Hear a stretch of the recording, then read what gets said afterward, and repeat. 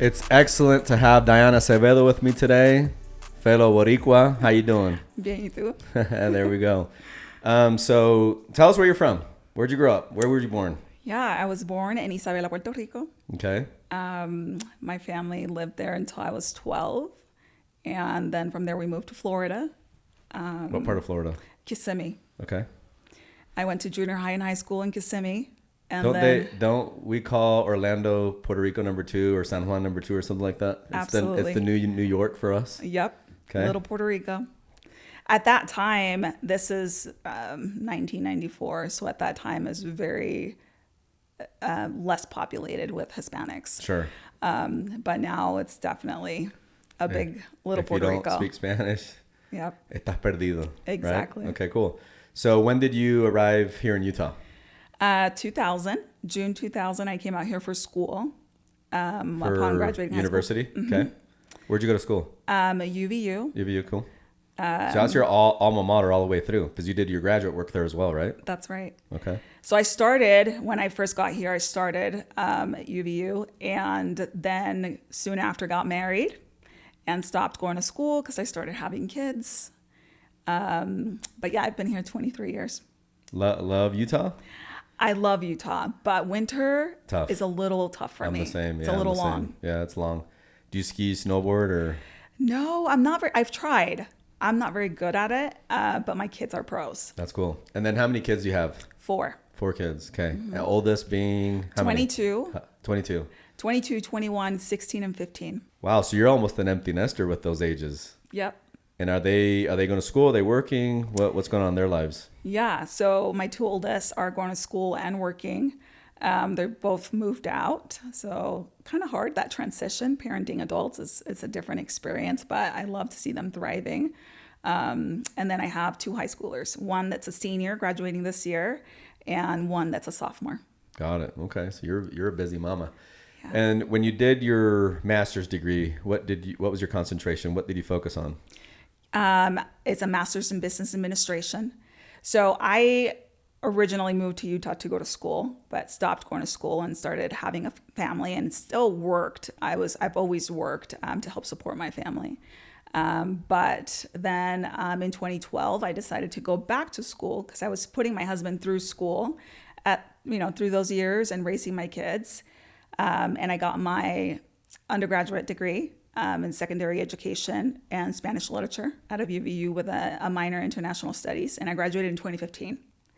And then at that point, I got a divorce and I started a master's of business administration at UVU as well. How soon after your divorce did you start your master's? The month that he moved out, I started August of 2016. And was that to be able to move up and be able to support the kiddos? Absolutely. Okay. Okay. Well, I commend you for that. That's a lot of work as a mom and going to school. How were you able to keep everything together as far as like being a single mom, going to school, paying the bills? So I'm sure there's a lot of viewers that are going through a similar situation. How does one go through that? That was probably one of the darkest seasons of my life.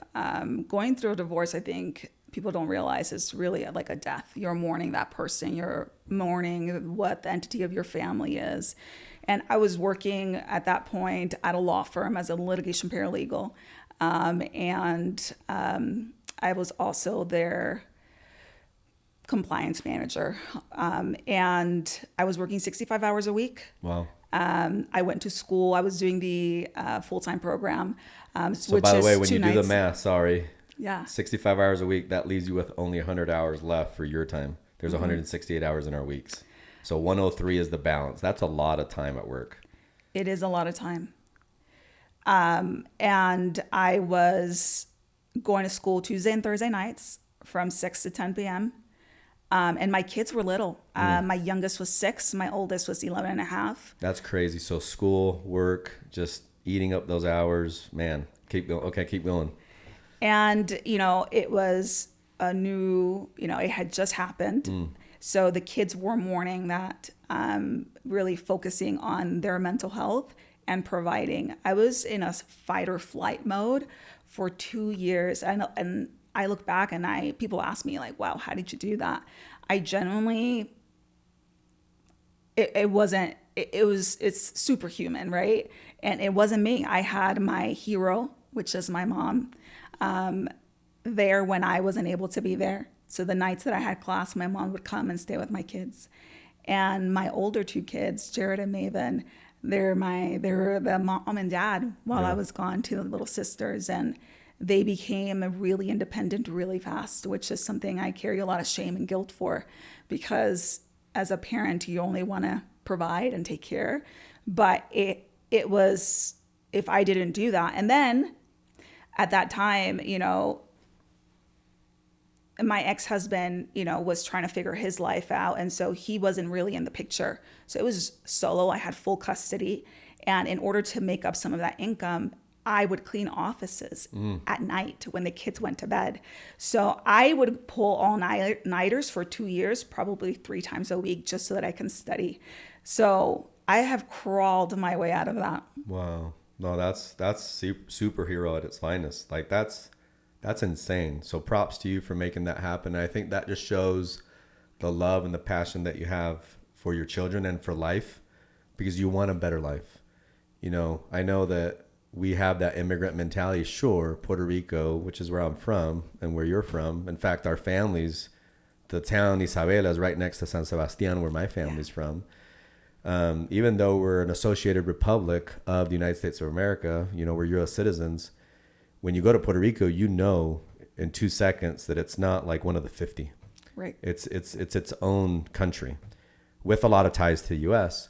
So when you leave the island, which is only 100 miles by 35, when you come here, you want the American opportunity.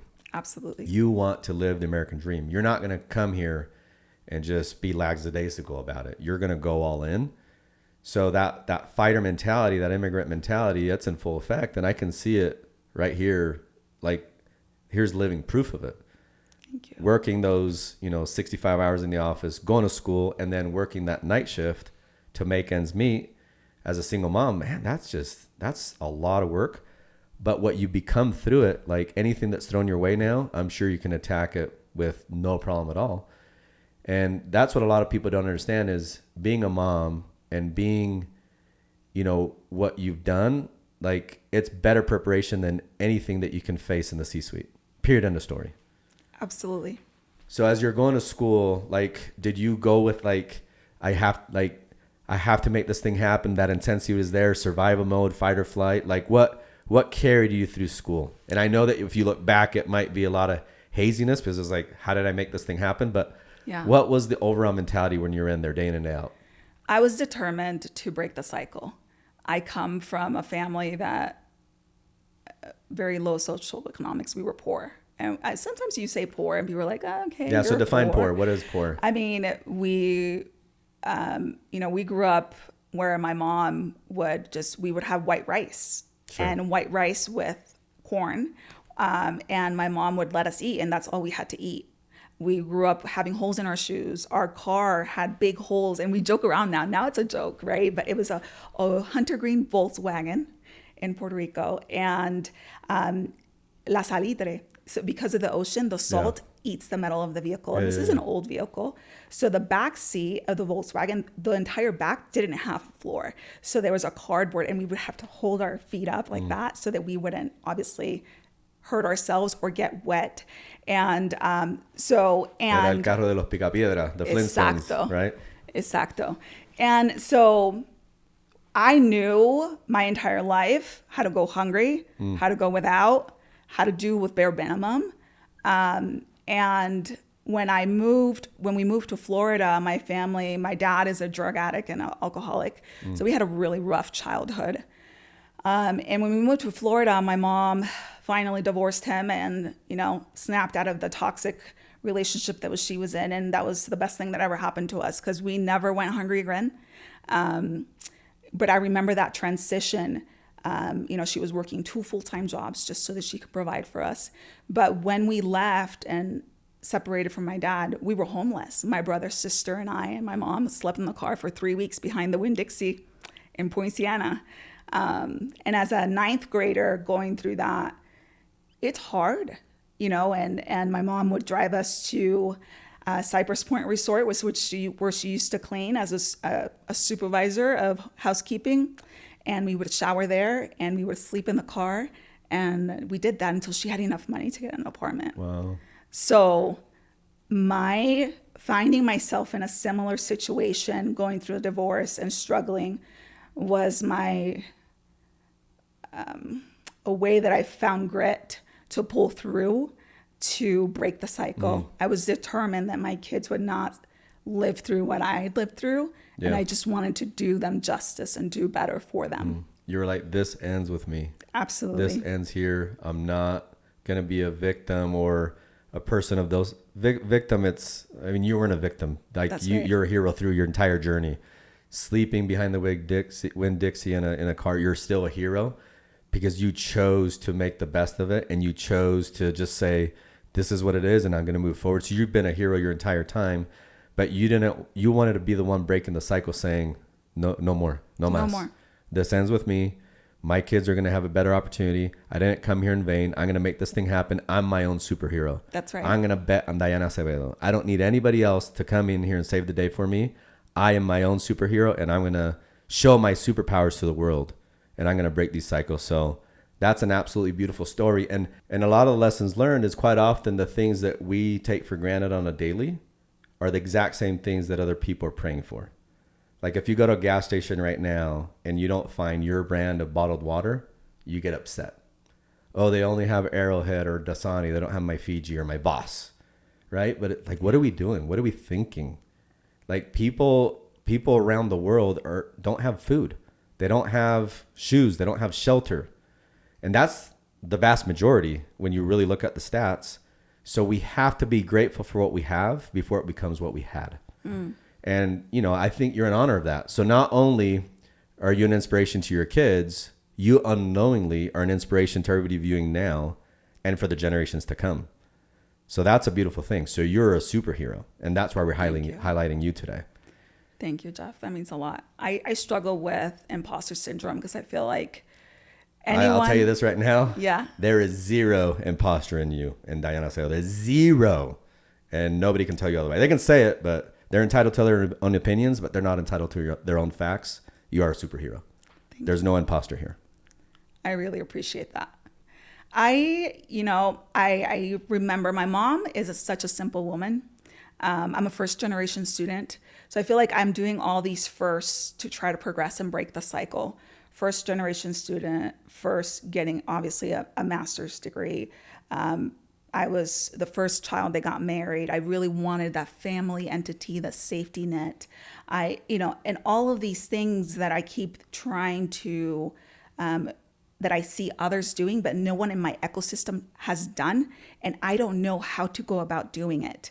So for me, it has been the voice of my mom, and her voice is always with me in any decision that I make. I am not, I'm in control of my life and in my future, no matter my circumstances. So she always taught me, like, be resourceful, no matter what happens, bet on yourself, outwork anybody, and you can do anything you want. So even though I didn't have someone modeling that for me or telling me, hey, this is the path, here you go, do X, Y, Z, I have found myself with beautiful mentors and advocates and allies like yourself. My professors during my MBA program at UVU Mortensen and Milligan are still two of my heroes. They saw something in me at that time. I literally went in and out of class. Like, I didn't mingle, I didn't chat. I needed to get home to clean, do homework, feed my kids, put them to bed. I didn't have the capacity nor the desire to chat, get to know people. So no one in my cohort barely knew me. But I was taking all the lessons that I was learning from the classes and applying them into my current role at the law firm. And that really helped me scale quickly. Within the first semester, I got a promotion, I got a $20,000 raise, and I caught it. It was like a light came inside me, and I was like, okay, I got you. My biggest asset is my brain. And what do I do with what I know, and how do I apply it? How do I find the holes and the gaps and make sure I have proper, proficient, and efficient processes in place that allow us to scale and grow a business? And that has become my niche in every single role that I have had since then. And that's what's helped me grow and help other companies. So I think I give all that honor to my queen, my hero, my best friend, my mama. That's awesome. That's a beautiful honor and homage to her. So props to her. Let's honor her right now. What's her name? Diane Perez. There you go, Diane Perez. That's an honor to you. You're a hero. Love you, Mom. So now you're in the C-suite. So you've gone through all the things that you've gone through. You went through school on your own, single mom, super tough to do. I mean, there's people that are still in college and then been at it for 8 years and their parents pay for it. And you know what I mean? They just don't take advantage of the opportunity. You, on the other hand, it's like, I have no time for you guys. That's right. I'm in here. I'm going to get this thing done and I'm going places. So now you're in the C-suite. How does it feel to be in the C-suite? And we could even talk about the company that you represent. So how does it feel to be in such a cool position at such a cool company? How does it feel now that you're here? It feels a little bit unreal sometimes. I love being at Gab. Gab's mission brings me so much passion. And maybe explain for the viewers, what does Gab do? What is Gab? Yeah, Gab is a telecommunication company. It's safe tech in steps. We create devices, a Gab watch, and phones and software that provides an opportunity for kids to stay connected, but safe, in a safe way. Obviously, social media, web browsers, internet has so much, it's beautiful tools, powerful tools. But when we introduce that at a young age to a child, without really educating them and putting barriers, they get exposed too soon. And that creates all kinds of problems, right? Mental, emotional, spiritual development, anxiety, depression, comparison. And so our mission is to protect innocence as much as possible. And we believe in tech and steps, and introducing that at the right time, according to the maturity of the child. We encourage healthy conversations. We live in a society that kids know so much, and parents are unaware, really, of how much the kids are exposed to. And we really want to be a resource and a tool for them to be able to have healthy, shameless conversations about education and openness. I love that. What a mission-driven company. So that's awesome. So what do you do on a daily? What's your role? Yeah, I am the Senior Vice President of Operations and Customer Experience at Gab. I oversee all logistics, supply chain, fulfillment, warehouse. It's a massive job, massive undertaking. Training. And Gab's a big company. Yeah. I mean, thousands and thousands and thousands of customers. Yeah. So it's no small feat. It's one of the biggest tech companies in the state of Utah right now. That's correct. And your footprint is nationwide, right? You guys are on all 50 states. Okay, awesome. So what gets you excited about being in this role?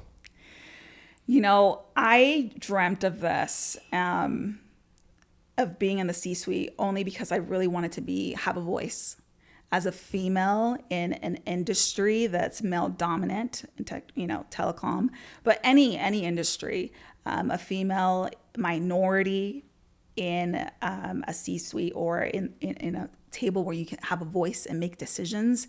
That was so far beyond what I thought that I could achieve, but I still had it on my vision board because I knew that if I was there, I was able to make an impact in not only utilizing resources, but uplifting others and helping others be their best selves and thrive. So this is what's interesting. If you hadn't gone through some of the things that you went through growing up, there's no way you could be that counselor, that coach, that ambassador, that motivator, that trainer for the folks that are going through what they're going through today. The darkest nights produce the brightest stars. I've said this before.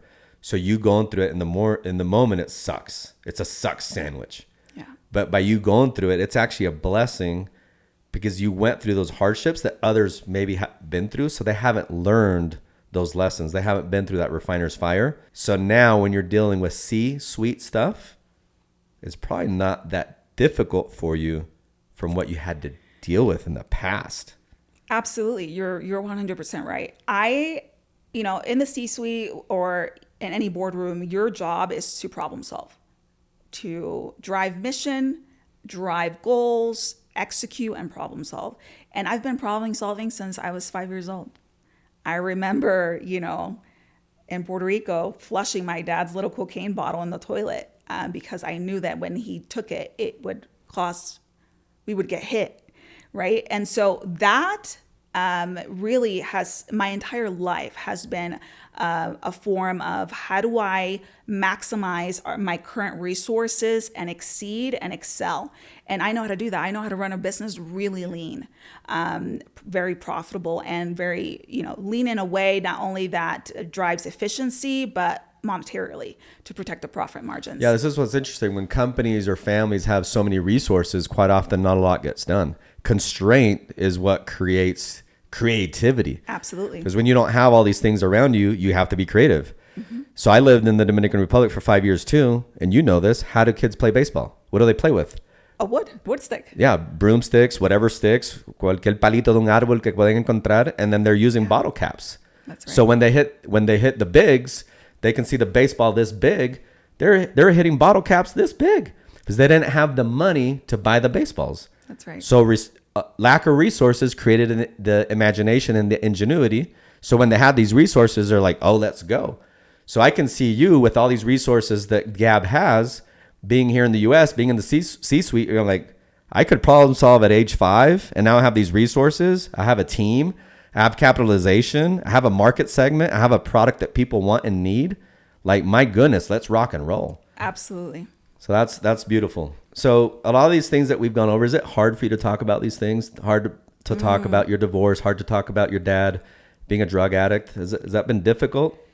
Oh, Jeff, this is something that I've struggled with a lot. When I first, only a year and a half ago, I started speaking about my journey and my childhood. And within my family, I'm the one that likes to avoid the topic.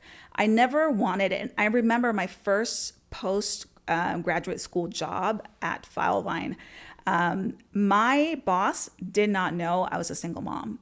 I did not share with people my journey and my struggle. I never wanted to be discriminated upon or disqualified or seen as that's not someone that we might need some accommodation, so I can't, as a single mom or a minority, a female that might need additional resources, so she's not the candidate, the ideal candidate. So I have always carried that with shame, and not only shame, but I use it as a tool to drive me to do better and break the cycle. But I never wanted to. I guess what I'm saying is I was always in fear of living in the past, always focused in my future, and I was not settled in my present and not enjoying my present, right? And so I have just recently started sharing my journey, only to hopefully inspire others that might be struggling, that you can technically, really, literally, I genuinely believe with every fiber of my being, you can be and do anything you want. That's beautiful. That's beautiful. So when you started sharing these stories and when you started being more open, did you feel liberated? I did. It felt like I can be my authentic self. And since then, it's been a very beautiful healing journey for me, because I feel like I have had to deconstruct all the societal labels and cultural labels and my upbringing labels and reconstruct who I am today and what my capabilities are. And I do that through just affirmations, right? But really rewiring my thought process about who I am and not letting it be something of shame, because technically I didn't do anything wrong. I was a child, right? But I wanted to be seen as someone that could be respected and that brings value. And I just thought that my background held me back from that. No, it's awesome. I mean, I think what it does, like I said before, it makes you that much more powerful. It makes you that much more dangerous in a good way. Dangerous meaning that, hey, this person is a person that wants something, is going to get something and makes things happen. Like you want them on your team, right? When you talk about dangerous players in the leagues, like NBA, NFL, MLB, et cetera, it means that they can come at you. They can come after the competition. You want that person on your team. And by you going through what you've gone through, again, it's molded you into somebody like super powerful and super strong. And I'm really happy for you that you're willing to tell that story, because I think what that does is it brings more love your way. It allows you to love yourself more, and it just frees you, because it is what it is, right? Like there's nothing to hide. This is who I am. It's part of my universe. Like you said, that had nothing to do with you. You were a kid, right? And there's no shame in that at all whatsoever. It's just a beautiful part of who you are. Now you can tell these stories, and I'm sure they're beautiful life lessons for you. And you probably wouldn't even want it any other way, because that's who you are. You know what I mean? Absolutely. Now it's what's molded me, what has driven me. It's who I am. And I'm so grateful for those experiences. Like my wife and I, we talk about it all the time. My wife, she came from Argentina, and when she was coming to the States, 6 of them in the house, and they're like, hey, don't take the towel. They had one towel for 6 people. I lived my situation in Puerto Rico. But sometimes we look back and we're like, man, how do we give our kids the things that we had? Because we want to give them all the things that we didn't have. Right. But how do we give them the things that we did have, which is grit, resourcefulness, an ability to just maneuver through hard situations, an environment where you can't just get socks any day of the month. You have to wait till Christmas for your socks and your underwear. That's right. Gifting you the underwear. That lack of resources was a massive gift to us, because now when we have these tools and we have the opportunity, we know how to leverage them. We know how to harness them. When you've always had everything available to you, sometimes you don't know how to pick up that hammer or that screwdriver. But we had to figure it out as kids. And so that's the question. So now you've been working super hard so that your kids never have to go through some of the things that you went through. How do you, Diane, still gift your kids the ability to have that grit and that resourcefulness? Like how do you go through that? I'm just curious. Yeah, it's a very fine line as a parent, because once you go from penny pinching because you have to buy groceries or pay a utility, to having stability and that flexibility and that peace of mind. Because I'm sure you want to pay for everything for them. I do. Yeah, I do. But once I've told my kids, like, if I invest in you, it's the only thing that I'm going to help you invest in is your education, because I've found that it's so powerful for me. Education or business, I have taught them, and they've watched me. That's I think the most powerful thing. They saw me grind, and I hope that the only thing that I have taught them is work ethic, because I feel like I can go neck to neck with anybody when it comes to working. I will outwork anybody. I'm not afraid of hard work. I'm not afraid of cleaning toilet. No matter my title, no matter where I'm at, I will go down to the fulfillment center and pack boxes and help my team. I will take chats and calls, whatever is needed, because that's just who I am and that's how I was raised. And I am raising my kids to do the same thing. That's beautiful. Depend on nobody. Rely on yourself. Go get whatever you want through sweat equity, right? Love that.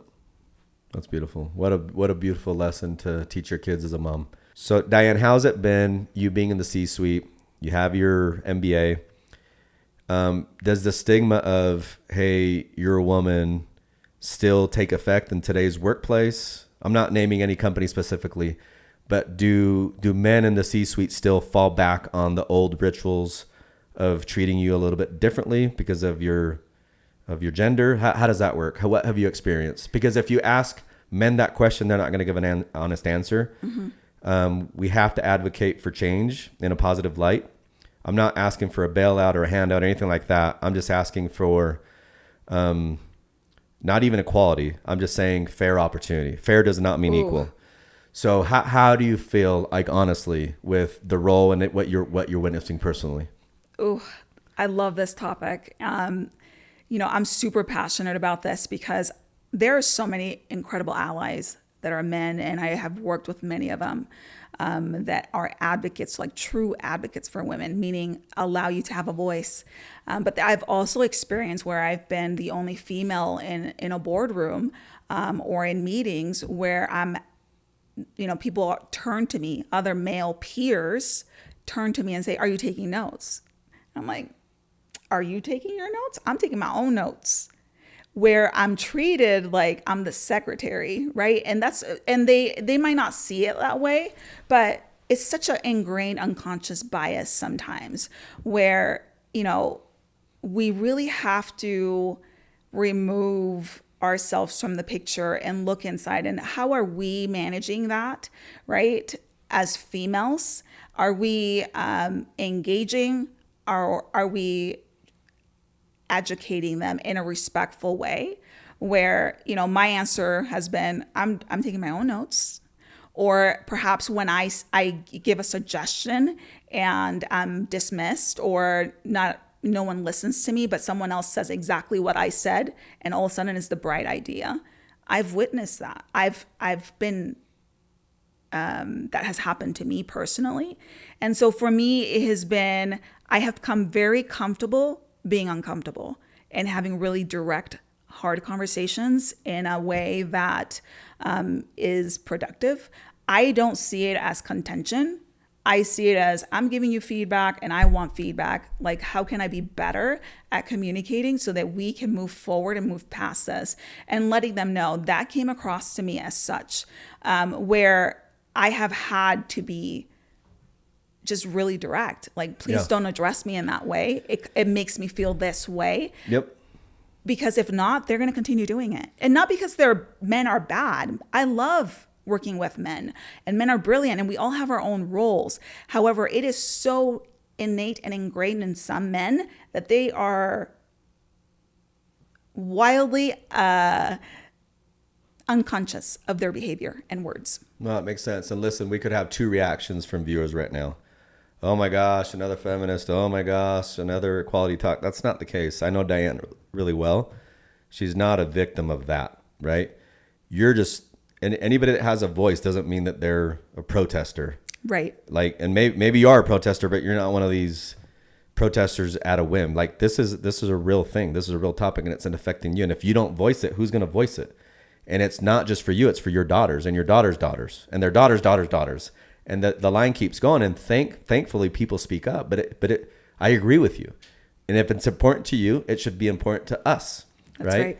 And we need to be more open. So two reactions again. It's like, oh my gosh, complain, whatever, these keyboard ninjas or whatever, terrorists that are out there, whatever. Keep going, keep terrorizing. You're doing a great job out there. You're creating a lot of value in the world. Or there's the people that actually want to make a difference.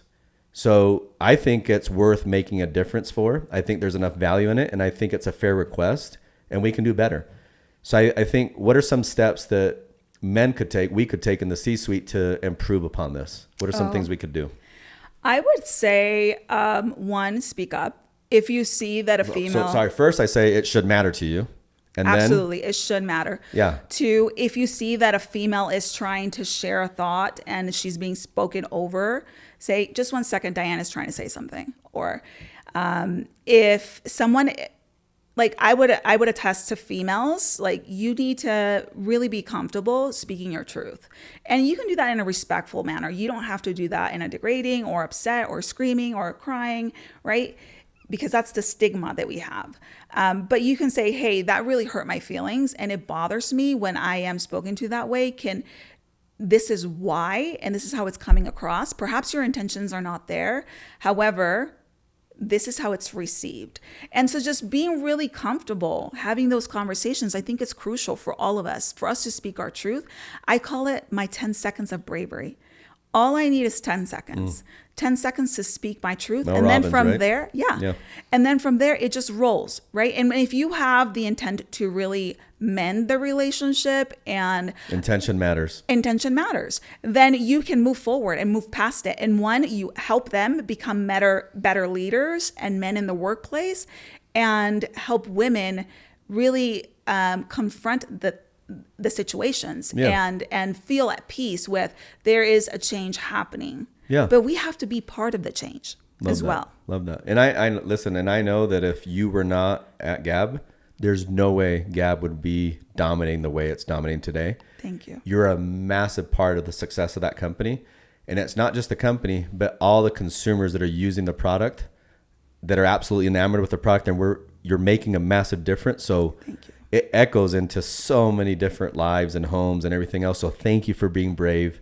Thank you for going through all the things that you went through in your childhood, being a single mom, going through school, mopping the floors, cleaning the toilets, because it's paying massive dividends, not just for you, but so many lives that you're affecting on a daily.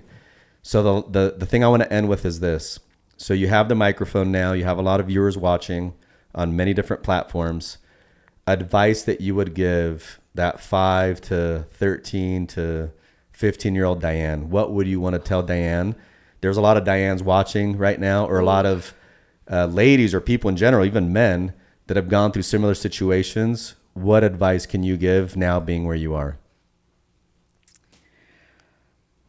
I would have to say, I love your title. I'm going to tie it up to the title of the podcast, Live by Design. You are truly in control no matter your circumstances. There are people and resources for you in order for you to change your life. And if you are authentic and genuinely want to bring value to others without wanting something in return, I believe that it's a boomerang and it comes back to you. So do good, be intentional, and bet on yourself every day. Beautiful. Couldn't have said it better. And with that, that's a wrap. Thank Much you. love. Thank you. Thank you.